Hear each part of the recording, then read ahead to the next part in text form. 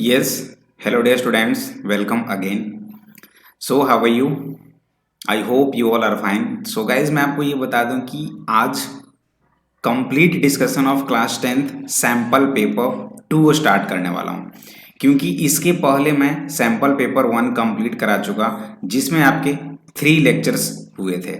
Lecture 1 हुए थे, lecture 2 हुए थे और लेक्चर 3 हुए थे। मतलब सैम्पल पेपर 1 में टोटल नंबर ऑफ क्वेश्चंस 38 था और 3 लेक्चर्स में मैंने कंप्लीट कराया।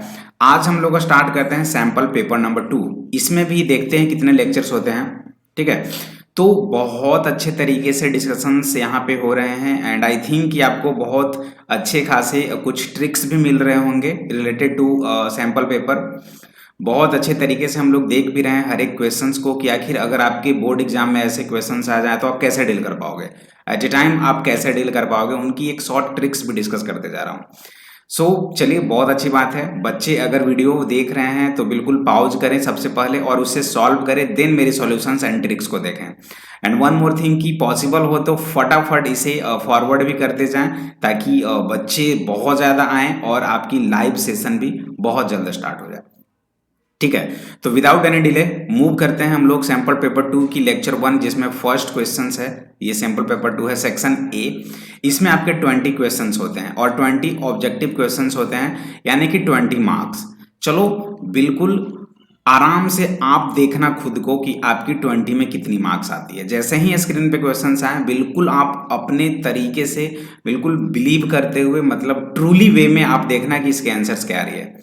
ऐसा नहीं कि चलो चीटिंग कर लिए, नहीं। एक अगर सैंपल पेपर आपके सामने ला रहा हूं तो कोशिश ये करना कि बहुत अच्छे तरीके से उसे फुलफिल करें। ठीक है, चलिए first question on the screen. A tangent P Q at a point P on of a circle of radius 5 centimetre meets a line through the center O at a point Q so that OQ equals to 12 centimetre, length PQ क्या होगा। अब बच्चे अगर through out ऐसे questions देखेंगे तो उन्हें कुछ भी समझ नहीं आएगा। मैं ऑलरेडी बता चुका हूं कि मैथ को एक अच्छे तरीके से देखो, उसकी एक छोटी सी डायग्राम बनाओ अगर पॉसिबल हो तो, कि आखिर वो क्वेश्चंस कहना क्या चाह रहा है। तो ठीक है ना, करते हैं। टेंजेंट का जब भी जिक्र हो तो बिल्कुल टेंजेंट कैसे होता है, एक सर्कल में ही होता है। अगर ये सर्कल हम लोग मान लें तो टेंजेंट ऐसे ड्रॉ होगा, ये आपकी टेंजेंट हो गई। ठीक है, बस और कुछ नहीं करना। अब ये आपकी सेंटर होती है, ये आप जानते हो कि ये इस पे परपेंडिकुलर होता है और ये 90 डिग्री कवर करता है, ये भी 90 डिग्री कवर करता है। मान लो ये डिस्टेंस मैं खुद से यहाँ पे मिला देता हूँ, इतना तो आप खुद से कर ही सकते हो, इसे ओ मान लो। लेट सपोज ये आपका पी रहा। हाँ, तो टेंजेंट पी क्यू है, तो देखो पी क्यू टेंजेंट है, यहाँ पे क्यू मान लेते हैं, तो पी क्यू टेंजेंट हो गया at a point P of a circle. P of a circle का मतलब क्या हुआ, तो फिर इसे पी मत मानो सर्कल पे एक पॉइंट है जो कि पी है। ठीक है, सर्कल पे एक पॉइंट है जो कि पी है, ये देखना है। तो इसे पी मान लेंगे और इसे क्यू मान लेंगे। अब तो सही है ना, पी क्यू टेंजेंट हो गया P of a circle of radius 5 centimetre. Radius 5 यानी कि ये वाली जो रेडियस हुई ये पी ओ, ये तो रेडियस हुई, ये आपकी 5 सेंटीमीटर दे रखा है। ठीक है, यहां तक हो गया। Meets a line through the centre O at point Q. Exactly O से क्यू तक हमने मीट करा दिया, यहां तक हो गया। ओ क्यू 12 दिया हुआ है, ये वाला डिस्टेंस जो है वो 12 सेंटीमीटर दिया हुआ है। तो आपको फाइंड करने हैं क्यू पी, ये फाइंड करना है। तो भाई बहुत सिंपल है यार, ये बहुत सिंपल है। ये जो डायग्राम है बिल्कुल ऐसा है, ऐसा डायग्राम है इस तरह से। मतलब ये P हो गया, ये O हो गया और ये Q हो गया। 90 डिग्री यहाँ पे बन रहा है। जैसे ही यहाँ पे 90 डिग्री बन रहा है तो ये क्या हुआ आपका परपेंडिकुलर मान लेते हैं। बेस ये हो गया तो हाइपोटेनस ये हो गया। जबकि हाइपोटेनस दिया हुआ है 12, परपेंडिकुलर दिया हुआ है 5, तो इसे 13 मत कर देना। ठीक है ना। एच स्क्वायर इक्वल्स टू क्या होता है, P square plus B square. हमें निकालना क्या है, बी। तो बी स्क्वायर इक्वल्स टू क्या लिखोगे आप, H square minus P square. तो एच की वैल्यू कितनी है 12, यानी कि 12 की स्क्वायर माइनस 5 की स्क्वायर। ये कितनी हो जाएगी 144 माइनस 25। ये वैल्यू कितनी हो जाएगी 119 हो गया। बट ये बी स्क्वायर आया तो बी की वैल्यू कितनी हो जाएगी √119, है ना। बी की वैल्यू √119 और यही तो बेस है, यानी कि यही तो क्यूपी है, डी। तो अगर क्वेश्चंस को दूसरे तरीके से सोचते तो ऐसे देखते रहते ना, ऐसे सर क्या होगा इसका आंसर, तो नहीं आने वाला था। अब थोड़े से इसे डायग्रामेटिकली हम लोग यहाँ पे ड्रॉ कर दिए तो चीजें आसान हो गई।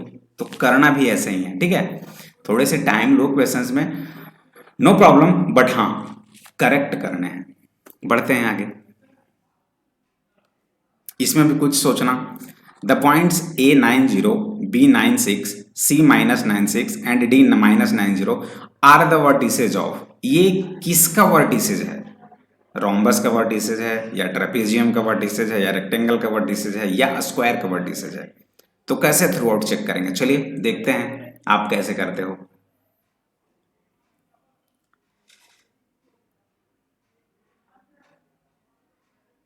इसे भी करने का दो तरीका तो होगा ही।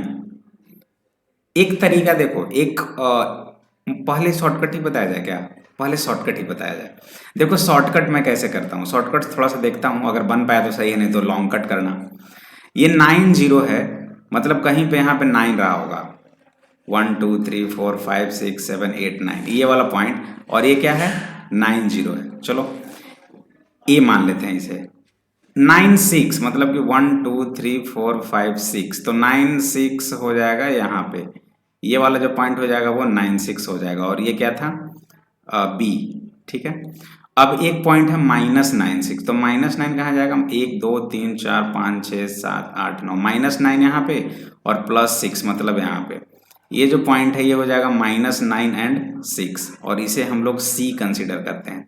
और एक पॉइंट है -90, तो -90 ये वाला होगा, क्योंकि इधर से -9 हुआ, तो -90, और ये पॉइंट हो गया डी।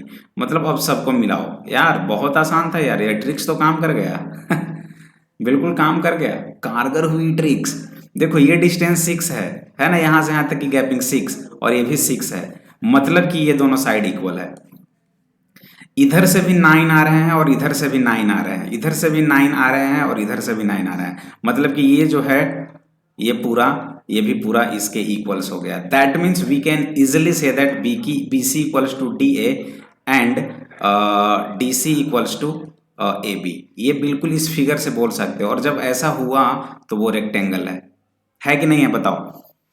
ये तो कुछ किया ही नहीं, मैं थोड़ा सा एक्स्ट्रा मैं भी लगाने लगा यहाँ पे एट ए टाइम, और देखो इसके आंसर्स आ गए, और बिल्कुल सही है। ये ट्रिक्स गलत नहीं है। कुछ बच्चे क्या करेंगे, अच्छा अच्छा ऐसा ऐसा होता है ना, चलो आप ए बी निकालोगे, ए बी स्क्वायर, और ए बी स्क्वायर का फॉर्मूला निकालेंगे, सर ये तो होता है x2 माइनस x1 की whole square plus y2 minus y1 की होल स्क्वायर। वो फटाफट ऐसे करने लगेंगे। तो हाँ सर, ये हो जाएगा आपका x2 कितना हो जाएगा? ये 9 9 minus 9, x2 minus x1 9 minus 9 0 की whole square plus y2 6 minus 0 यानी 6 की होल स्क्वायर, यानी कि ये हो जाएगा 36। अच्छा ए बी स्क्वायर है ना, ए बी स्क्वायर में रूट कहाँ से आ जाएगा? हटाओ, रूट हटाओ, तो ये हो जाएगा सर 36, यानी ए बी स्क्वायर 36 हो गया। ठीक है, जब ए बी स्क्वायर 36 है तो वो डी सी एक बार निकाल दो। डी सी कितना हो जाएगा? डी सी स्क्वायर, ये भी हो जाएगा -9 और +9 यानी 0, और +0 माइनस ऑफ -6 यानी कि 36, यानी डी सी स्क्वायर भी 36 होगा। तो उस केस में भी आप बोलोगे सर डी सी स्क्वायर भी 36 है और ए बी स्क्वायर भी 36 है, तो A B equals to D C हो गया। वैसे भी आप चेक कर सकते हो, चीज़ें वही आएगी जो मैंने यहाँ पे लिखा है। और एक बार जब बी सी निकालोगे ना, बी सी डिस्टेंस, और एक बार जब आप डी ए डिस्टेंस निकालोगे ना, तो वो वैल्यू आपका आ जाएगा सेम। तो ऐसे भी कर सकते हैं, मतलब आपके पास दो तरीका है, बट यहाँ पे ऑब्जेक्टिव है तो you can prefer this process. कैसा लगा ये ट्रिक्स? कैसी लगी ये क्वेश्चंस की अप्रोच जो मैंने सॉल्व किया? बिल्कुल कमेंट में बताना। ओके, चलिए next. The point of intersection of the x axis and y axis is called. Point of intersection of, भाई ये भी बताने की चीज है क्या?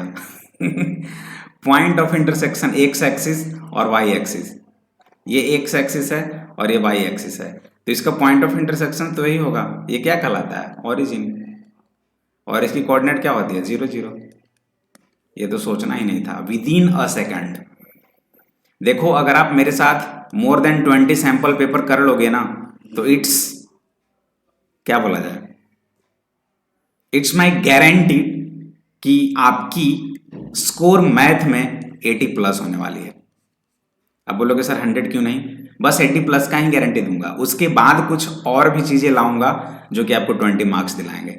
तो कुछ नहीं, आप मेरे साथ ऑलवेज बने रहें। मैं कैसे कर रहा हूँ, एक बिल्कुल मेरे लिए 30 मिनट्स डेली आप टाइम निकालो, जो भी वीडियोज अपलोड हो रहे हैं उन्हें सीरियस वे में आप सॉल्व करो। एंड वन मोर थिंग, जो मेरे रियल स्टूडेंट्स होंगे वो एक काम जरूर करेंगे, बिल्कुल ब्रो, एक नोटबुक लेंगे और जैसे जैसे मैं सैंपल पेपर वाइज क्वेश्चंस लिख रहा हूं वो बिल्कुल लिखेंगे और सॉर्ट आउट करेंगे।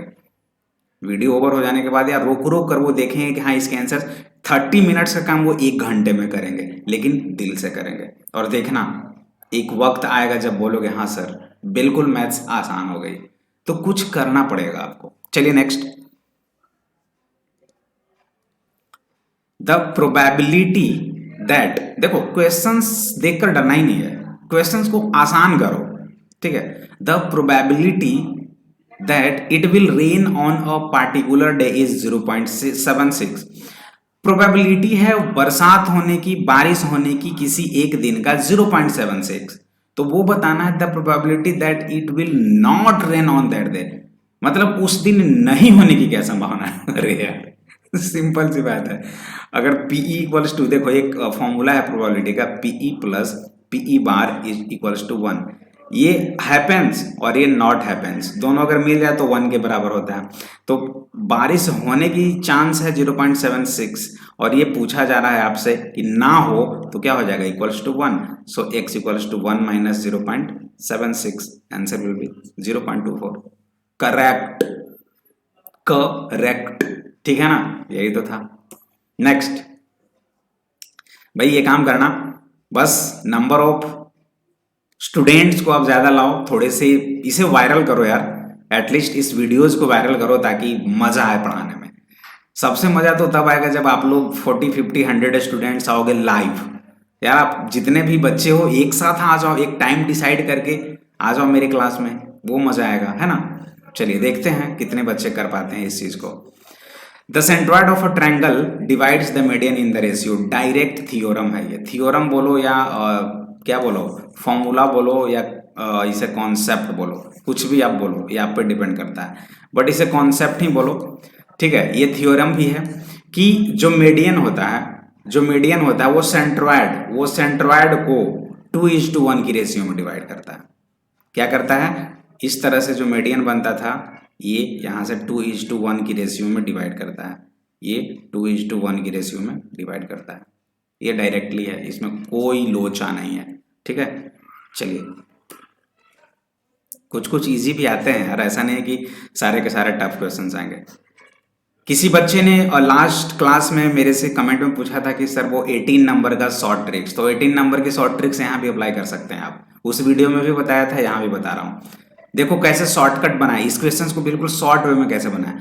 The sum of 2 number is 8, 7 + 1 8, हाँ 5 + 3 8, हाँ 6 + 2 8, सारे फुलफिल हो रहे हैं, मतलब यहां से यहां तक कोई काम बनने वाला नहीं है। आगे बढ़ते हैं।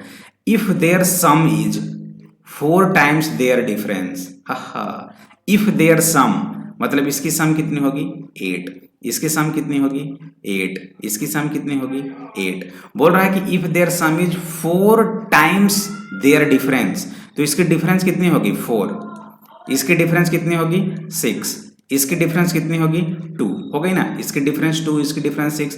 बोल रहा है कि सम जो है वो 4 टाइम्स है, क्या इसका 4 टाइम्स है, क्या इसका 4 टाइम्स है, नहीं, क्या इसका 4 टाइम्स है, क्या इसका 4 टाइम्स है, नहीं, क्या इसका 4 टाइम्स है, हाँ, आंख बंद करो, आंसर इज डी।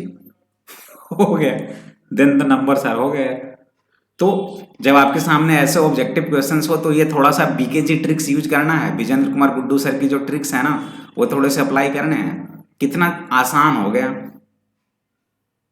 क्यों इतना मेहनत करना है। बच्चे आएंगे वो करेंगे ऐसे कि sir let the number be x and y, so x + y = 1 8, equation number 1 करेंगे, करने दो, क्या दिक्कत है। लेकिन आप थोड़े से यूनिक बनो और टाइम का थोड़े से कम करो, ठीक है। क्वेश्चंस करने की स्पीड हाई होनी चाहिए।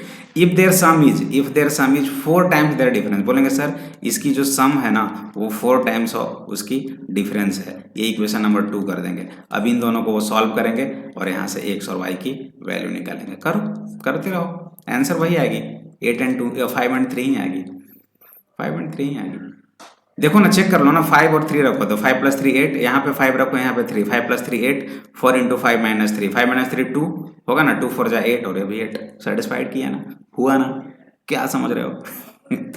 चलिए नेक्स्ट क्वेश्चन नंबर 7, फटाफट करो इसे भी, 20 फटाफट करते हैं, सेक्शन ए को कंप्लीट करते हैं। हाँ, बहुत अच्छे से समझना। अ sphere is placed inside a right circular cylinder. एक सर्कुलर सिलेंडर है, राइट सर्कुलर सिलेंडर है, मतलब बिल्कुल इस तरह से है, एकदम से सिलेंडर है, राइट सर्कुलर सिलेंडर। उसमें क्या है, एक स्फेयर प्लेस्ड है, बिल्कुल एक स्फेयर इस तरह से एक स्फेयर प्लेस्ड है, ठीक है। मतलब एकदम पूरा का पूरा नहीं यार, उसको टच कर रहा है, टॉप एंड बॉटम सबको।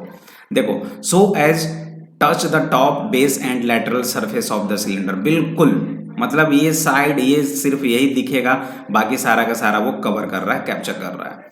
If the radius of the sphere is r, अगर रेडियस स्फेयर की जो रेडियस है वो आर है, तो पूछ रहा है कि वॉल्यूम ऑफ द सिलेंडर, ये सिलेंडर जो हुआ ना, इसकी वॉल्यूम क्या होगी। बहुत आसान क्वेश्चन है। तो आपके पास दो कॉन्सेप्ट है, एक स्फेयर और एक सिलेंडर। तो वॉल्यूम ऑफ स्फेयर पहले क्या होता है बताओ मुझे, फटाफट मुझे बताएंगे कि वॉल्यूम ऑफ स्फेयर क्या होते हैं। तो भाई पहले देखो, दो दो कॉन्सेप्ट है, लेकिन वॉल्यूम ऑफ स्फेयर का मुझे कुछ करना नहीं है, लेकिन कुछ पहले लिख देते हैं। 4/3 pi r cube, volume of sphere हो गया। और दूसरा है सिलेंडर, तो लेटरल सरफेस एरिया है ना यहाँ पे, लेकिन वॉल्यूम ऑफ सिलेंडर पहले निकालो आप। वॉल्यूम ऑफ सिलेंडर क्या होता है, volume of cylinder pi r square h, ये तो फॉर्मूला है। तो यहां से एक चीज देखने को मिलेगा आपको कि जो हाइट ऑफ सिलेंडर है, अगर मैं इस हाइट ऑफ सिलेंडर की बात करूं, तो यार सिंपल, ये जो डायमीटर है ना, ये रेडियस है, ये स्फेयर का रेडियस है, ये भी रेडियस है। अगर इन दोनों रेडियस को ऐड कर दूं तो डायमीटर हो जाएगा, और यही तो इसका हाइट है कि नहीं। मतलब हम लोग यूं लिख सकते हैं कि सर हाइट ऑफ जो सिलेंडर होगा ना, हाइट ऑफ सिलेंडर, वो आप आर, ये रेडियस तो आर दिया हुआ है, that will be equals to 2r हो जाएगा। तो निकालना क्या है, वॉल्यूम ऑफ सिलेंडर। तो वॉल्यूम ऑफ सिलेंडर क्या है, यहां से वॉल्यूम ऑफ सिलेंडर अगर हम लोग लिखना चाहें तो पाई आर स्क्वायर एच, पाई हो गया, आर स्क्वायर हो गया, एच की वैल्यू कितनी आ गई 2r, तो कितना हो जाएगा आंसर 2πr क्यू। यही तो हो रहा है, यही द करेक्ट आंसर। कुछ नहीं करना था, इसका तो कोई यूज ही नहीं है, फिर भी मैं लिख दिया कि वॉल्यूम ऑफ स्फीयर जो होता है वो 4/3 पाई आर क्यू होता है। गेम यहीं पे था कि volume of cylinder pi r square h होते हैं, बट यहाँ पे जो एच है वही नहीं मुझे मालूम था। और एक चीज कंडीशन दे रखा है, if the radius of the sphere is r, sphere का जो रेडियस है, ये वाली रेडियस आर है, तो ये भी तो आर होगा, यानी कि इसकी जो डायमीटर होगी वो कितनी हो जाएगी, इसकी जो हाइट होगी वो कितनी हो जाएगी 2r हो जाएगी। वहां से कर ली, चीजें आसान हो गई। चलिए फटाफट इसे करो। assassination, a letter is chosen at random from the word assassination, the probability that it is a vowel। बहुत आसान है। प्रोबेबिलिटी पहले होता क्या है, P equals to n E upon n S, n E upon n S. और n E क्या होता है, number of favourable outcomes, number of favourable, number of जो दिया हुआ है आपको स्टेटमेंट्स में, नंबर ऑफ फेवरेबल आउटकम्स। और ये एन एस जो होता है वो होता है टोटल आउटकम्स।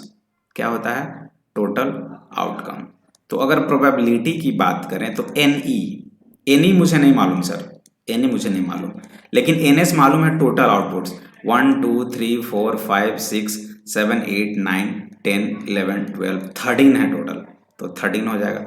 एन ई क्या है, उसके बारे में बोला गया है कि the probability that it is a vowel, यही तो एन ई है, फेवरेबल आउटकम है।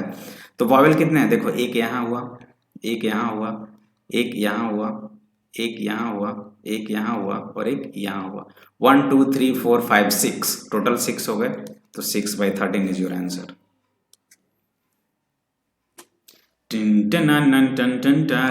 हो गया ना, ऑप्शन ए इज तुम्हारा। चलिए नेक्स्ट फटाफट। Oh my God sir, sir please sir skip करो। अगर बोर्ड में आ गए ना एक क्वेश्चन, सर स्किप करो, मेरे से नहीं बनने वाला, हटो हटो। कितने लोग ऐसे सोचेंगे, बहुत लोग सोचेंगे, लेकिन ये कुछ है ही नहीं। डर के आगे जीत है, इतना याद रखो। माउंटेन ड्यू पियो और डर के आगे जीत है, गला तो सबका सूखता है। है ना, तो इसमें गले सुखाने की बात नहीं है, बहुत इजी है, थोड़े से पेशेंस रखो और पढ़ो। मैं भी वही करूंगा आपके सामने। द एंग्री अर्जुन, अर्जुन भाई साहब जो थे ना बहुत क्रूर थे और थोड़े से गुस्सा में थे। The angry Arjun carried some arrow for fighting with Bhishma, Bhishma Pitamah के साथ अर्जुन लड़ाई करने के लिए, फाइट करने के लिए तैयार थे। ठीक है, यहां तक हो गया काम। विथ हाफ द एरोज, आधे एरो के साथ। ये क्या है भाई, हाफ मतलब एक एरो को तोड़ा नहीं गया है, जितने नंबर ऑफ एरोज थे ना उनका आधा। मान लेते हैं let total number of arrows, let total number of arrows equals to x. जो अर्जुन साहब हैं, अर्जुन के पास जो टोटल नंबर ऑफ एरोज हैं वो एक्स हैं, तो बोल रहा है half the arrows x by 2। He cuts down the arrow thrown by Bhima on him. ठीक है, हाफ ऑफ एरो उन पे थ्रो किया है। ठीक है, इसमें पूछ रहा है कुछ बहुत अच्छे तरीके से, हाफ ऑफ एरो भीम पे वो बिल्कुल थ्रो कर दिया। With 6 other arrows he killed the Rath driver Bheeshma. अच्छा, मतलब 6 और था, तो चलो 6 और है, किसके लिए? रथ ड्राइवर के लिए। ठीक है, with 1 arrow each he knocked down respectively the Rath, flag and बाव ऑफ भीष्मा। मतलब एक एक एरो किस किस के लिए यूज किया? रथ के लिए, फ्लैग के लिए और बाव ऑफ भीष्मा के लिए। तो यहाँ पर टोटल एरो कितने हो गए? यहाँ पर डायरेक्ट लिख रहा है 1 एरो ईच, किसके लिए? Knockdown, Rath, flag and raw of Bheeshma. तो 3 यहाँ पे भी हो गए, ये 1, ये 2 और ये 3, ये 3 हो गए। Finally with 1 more than 4 times the square root of arrow. ये मैथमेटिकली फाइट कर रहे थे। With 1 more than 4 times the square root of arrow. ये क्या है बाबा? 4 times of a square root जितना था, तो 4 times of a square root 1 और एक और यही क्या है? x है टोटल। ये कैलकुलेटिव ड्रामा कर रहे थे लोग। He let Bhishma unconscious on an arrow with the total number of arrows that Arjun had. हाँ, इसे सॉल्व कर दो, कितना हो जाएगा देखो। अगर सॉल्व करें तो कैसे सॉल्व करोगे? 6 और 3 9, 9 और 1 10, 10 plus 4 root x equals to, इसको इधर ले जाओ, x माइनस एक्स बाई 2। ये कितना हो जाएगा? x bye 2। क्रॉस मल्टीप्लाई कर दो, 20 plus 8 root x equals to x। ठीक है, अब क्या करोगे? स्क्वायर कर दो बोथ साइड। स्क्वायर करने पे क्या हो जाएगा? 400 प्लस 320 रूट एक्स प्लस ये कितना हो जाएगा? 64 x equals to x square. इतने सारे हो गए। तो अब इसे तो सॉल्व करना पड़ेगा यार, अब तो इसे सॉल्व करना पड़ेगा। यहां से x की वैल्यू निकालनी पड़ेगी, इसे सॉल्व करना पड़ेगा आपको। आई थिंक मैंने सब कुछ सही तो लिखा है ना? 6 3 9 1 10, 10 plus 4 root x equals to x by 2। हाँ, तो यहां से मैंने कर दिया 20, 2 से मल्टीप्लाई किया, 20 प्लस 8 से, हाँ ये सही है। a प्लस बी की होल स्क्वायर, ए स्क्वायर प्लस 2ab, हाँ, प्लस बी स्क्वायर, हाँ, इक्वल्स टू एक्स स्क्वायर। इसे सॉल्व कर दो, आपकी आंसर आ जाएगा डायरेक्टली। अब बोलोगे सर पता नहीं, इसके बाद मुझे नहीं आ रहा सर, अब इसके बाद रुक जाओगे। तो भाई इसका भी एक उपाय है, बीके जी सर की ट्रिक्स लगाओ ना। मान कर चलो उसके पास 100 है, x की वैल्यू 100, पुट करके देख लेते हैं। 400 प्लस 320 इंटू रूट 100, रूट 100 की वैल्यू कितनी हो जाएगी? 10, तो कितना हो जाएगा? 3200 प्लस 64 इंटू एक्स, यानी कि 64 इंटू एक्स 100 है, तो 6400, तो कितना हो जाएगा इसकी वैल्यू? 64 और 32, 96, 96 और 4 100। मतलब उसके पास इतने हुए लेफ्ट साइड में, ये लेफ्ट साइड में हुआ, तो x की स्क्वायर, तो 100 की स्क्वायर कितनी हो जाएगी? इतना ही होगी। एकदम सही है यार, एकदम परफेक्ट है। x इक्वल्स टू अगर 100 यहाँ पे पुट कर दूं तो सेटिस्फाइड कर गया, आगे सोचना ही नहीं है। ये is the correct answer. Clear? करोगे करोगे आएगा तो आंसर, लेकिन थोड़े से ट्रिक लगा दो। चलिए आगे, थोड़े से फटाफट 10 number. A box contains 3 blue, 2 white and 4 red marbles. If a marble is drawn at random, एक मार्बल को ड्रॉ किया गया बॉक्स से, पूछ रहा है what is the probability it will not a white, white नहीं होना चाहिए, तो प्रोबेबिलिटी ऑफ ये क्या होता है NE अपॉन NS, है ना, यही तो होता है NE अपॉन NS. NS की वैल्यू कितनी होगी, टोटल कितने हैं 3 और 2 5, 5 और 4 9, ठीक है. व्हाइट नहीं होना चाहिए तो व्हाइट वाला हटा दो, बाकी क्या हो, ये तो ब्लू भी हो सकता है और रेड भी हो सकता है, तो ब्लू प्लस रेड 7, 7/9 ये रहा. क्लियर. आगे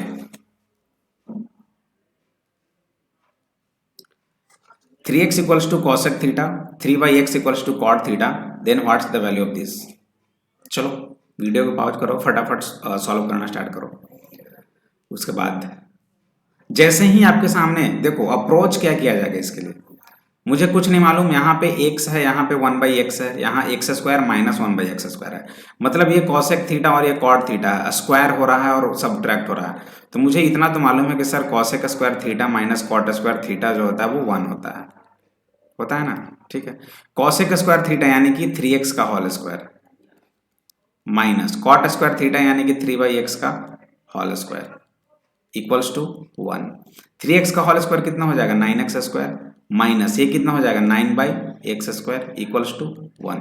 9 कॉमन ले लेता हूँ, x² minus 1/x² equals to 1, तो x² माइनस 1/x² कितना आ गया 1/9.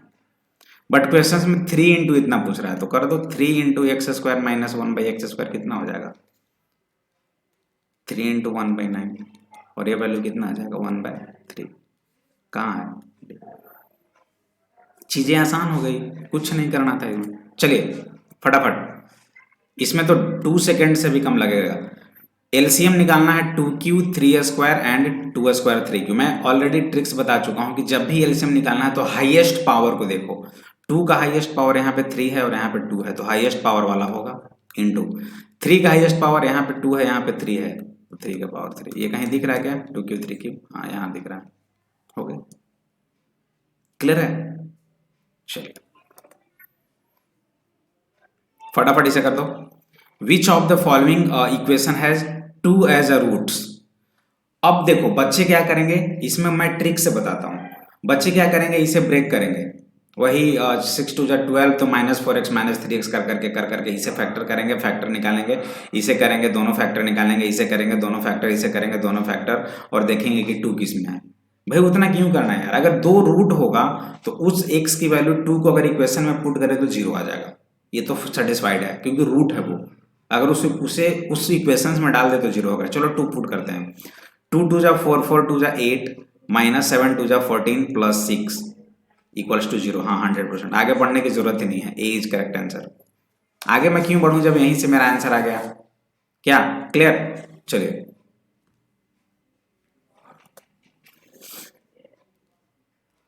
the coordinate of the point on x axis which is equidistant from the point this and this. ये थोड़ा नहीं बहुत दीजिए. बोल रहा है coordinate of the point on x axis. X axis पे कोई पॉइंट लो आप, लेट सपोज ए मान लेते हैं, तो एक्स एक्सिस पे वाई कोऑर्डिनेट तो 0 होता है, ये तो फिक्स है a 0.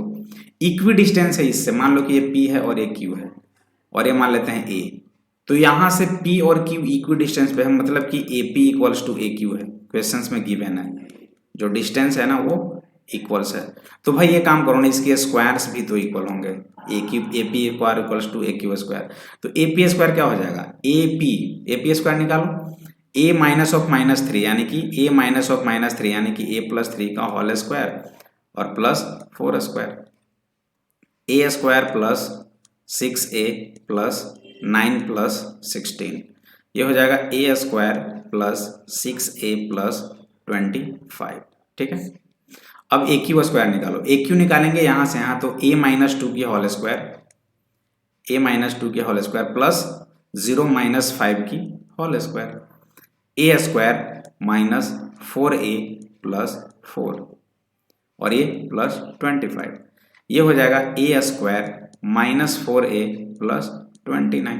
अब ये दोनों इक्वी डिस्टेंस है मतलब इक्वल है, तो भाई ये दोनों तो कैंसिल हो गया, ये कितना हो जाएगा, इधर आएगा तो 10a इक्वल्स टू, ये इधर आएगा तो 4, a इक्वल्स टू 4/10. 10 यानी कि 2/5 आ गया, 2/5। तो 2/5 और 0 कहीं पे है क्या? है ही नहीं। जो रियल होगा ना, सी जो कोऑर्डिनेट होगा वो आपका 2/5 एंड 0 होगा, जो कि कहीं ऑप्शंस में है ही नहीं। सो सी इज द करेक्ट आंसर। एक काम और करना, जिन बच्चों की सी आंसर आई है वो चेक करना कि सच में आपकी भी इतनी आई थी कि नहीं आई थी। ठीक है, चलिए, आई थी तो बहुत अच्छी बात है।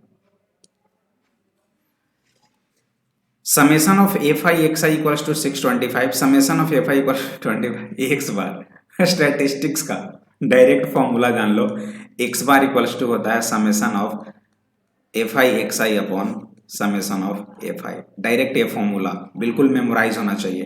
तो ये कितना है? 625/25। Answer is 25। कुछ नहीं करना था, मैं इसमें क्या डिस्कस करूं। चलिए, if the HCF of 65 and 117 is expressed in the form of this, then the value of m। Okay, इसकी HCF कितनी होगी? तो भाई कॉन्सेप्ट लगाओ, 117 इक्वल्स टू 65 इंटू 1 प्लस कितना हो जाएगा ये? 65 इंटू 1 प्लस 52। अब 65 को लिखो, 52 इंटू 1 प्लस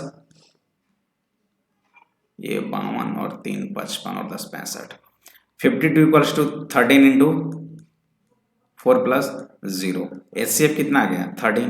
तो यही तो m है, यही तो 13 है, m ही तो 13 है। तो ये कितना हो जाएगा? 16 5 into m minus 117 equals to, यही HCF है ना, कितना?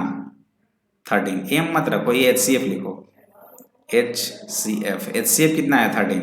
तो this will be equals to 13। तो 65m इक्वल्स टू 130। m की वैल्यू कितनी हो जाएगी? 2। C is the correct answer. ठीक है, क्लियर है? बढ़िया है, गुड। तो चलिए आगे, बढ़िया है। तो a ladder 12 metre long rests along a wall. कुछ नहीं, फिगर बना दो, आपके आंसर आ जाएगा। लैडर, लैडर, यही तो लैडर है, 12 metre. If it reaches the wall at height 6√3 metre, ये हाइट है जो कि 6√3 मीटर है। तो एंगल ऑफ एलिवेशन यानी कि थीटा पूछ रहा है। अरे यार, साइन थीटा क्या होता है? P/H, यानी कि 6√3/12 यानी कि √3/2। तो साइन थीटा यहाँ से क्या लिखोगे? √3/2। और इसे क्या लिखोगे? साइन 60 डिग्री लिख सकते हो क्या? थीटा की वैल्यू कितनी आ गई?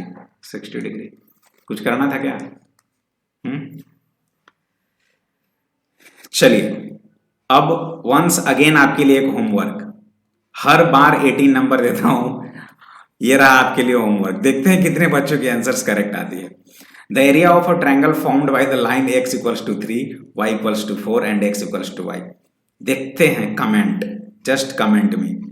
कोई कोई क्वेश्चंस तो दूंगा ही आपको होमवर्क के लिए हर एक लेक्चर्स में। तो ये आपके लिए रहा विथ एक्सप्लेनेशन, इसके आंसर्स क्या आती है कमेंट के साथ, याद रहे। स्क्रीनशॉट ले लो फटाफट। चलिए 19 असर्शन बोल रहा है, in a triangle PQR A and B are points on sides PQ and PR। PQR आपकी एक ट्रायंगल है, बोल रहा है कि PQ एंड PR पे एक जो पॉइंट्स हैं वो A एंड B है। तो PA/AQ, PA/AQ equals to PB/B। हाँ, तो AB इक्वल्स टू QR। ये by using properties of Thales theorem बोले या BPT, बिल्कुल ये भी सही है, ये भी सही है, और इसका करेक्ट एक्सप्लेनेशन भी है। ए इज द करेक्ट आंसर। इसमें तो कुछ करना ही नहीं था। आज की सेशन की लास्ट क्वेश्चन आपके स्क्रीन पे है, तो फटाफट इसे कर लें। If P is prime number then HCF of P, P² and PQ। मैंने क्या बोला था? HCF में ऐसे एलिमेंट्स को लो जो कि सब में कॉमन हो। P इसमें भी है, P इसमें भी, P इसमें, ये तो ट्रू है। HCF of 3 numbers is the smallest number among them। HCF of 3 number is ना, ये कुछ लॉजिक नहीं बता, ये फॉल्स स्टेटमेंट है। तो ट्रू कहाँ? A is true but R is false। तो आज के लिए इतना काफी, ठीक है। मिलते हैं एक छोटे से ब्रेक के बाद, जो कि सेक्शन B स्टार्ट करेंगे, ठीक है। नेक्स्ट लेक्चर्स में हम लोग सेक्शन बी स्टार्ट करेंगे। तब तक के लिए बाय बाय।